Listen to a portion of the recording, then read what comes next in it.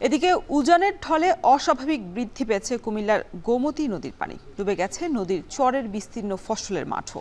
পানি বাড়ায় আতঙ্কে এখন দিন কাটাতে হচ্ছে নদী পাড়ে মানুষ। সেখানকার সবশেষ পরিস্থিতি জানাতে আমাদের সাথে যুক্ত হয়েছেন সহকর্মী খালেদ সাইফুল্লাহ। খালেদ, নদীর পানি কতটা বেড়েছে আর লোকালয় প্লাবিত হওয়ার কোনো সম্ভাবনা রয়েছে কিনা, পরিস্থিতি কেমন দেখছেন?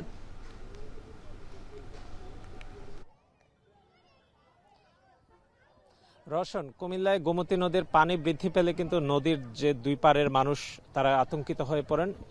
গোমতী নদীর পাড়ে আছি, নদীতে অস্বাভাবিকভাবে পানি বৃদ্ধি পেয়েছে। গত 2 দিনের যে বৃষ্টি আমরা দেখেছি, কুমিল্লায় যে বৃষ্টি হয়েছে সেটিতে কিন্তু নদীর পানি এত বৃদ্ধি পায়নি। যে পানিটি আমরা দেখছি, যে ঘোলা একটি বাদামি রঙের যে পানিটি আমরা দেখছি, পাহাড়ি ঢল, সেটি কিন্তু উজানের পানি। ভারত থেকে নেমে আসা পাহাড়ি ঢলের পানি কিন্তু গোমতী নদীতে এইভাবে অস্বাভাবিকভাবে পানি বৃদ্ধি ঘটিয়েছে, এবং যার ফলে নদীর তীরবর্তীতে যে চরগুলো রয়েছে, যেখানে বিস্তীর্ণ ফসলের মাঠগুলোতে কৃষকরা আবাদ করেছিলেন, সবজির চাষ করেছিলেন, সেগুলো কিন্তু ডুবে গেছে। এবং গতকালকেও আমরা দেখেছি যে কৃষকরা সেখান থেকে ডুবে ডুবে তাদের ক্ষতিগ্রস্ত ফসলগুলো তুলে আনছেন, কেউ কেউ বিক্রির জন্য।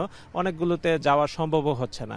তো নদীর পানি গতকালকে এটি 11.30 মিটার উচ্চতা বিপদসীমা রয়েছে, সেখানে গতকাল পর্যন্ত 8.94 মিটার পর্যন্ত উচ্চতায় পৌঁছে গিয়েছিল। তবে সকালের দিকে আজকে কিছুটা কমছে বলে পানি উন্নয়ন বোর্ড আমাদেরকে জানিয়েছে।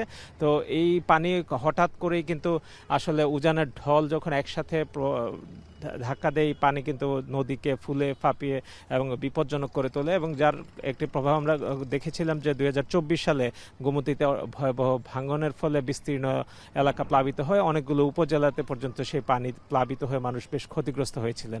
তো নদীর পাড়ে নদীতে যখন পানি বৃদ্ধি পায়, এই পানি বৃদ্ধি পেলে মানুষের মধ্যে এই ভয় কাজ করে এবং মানুষজন আতঙ্কিত থাকেন। নতুন করে আবার বন্যার আশঙ্কা তৈরি হয়, মানুষজন এই ভয়ে দিনাতিপাত করছেন।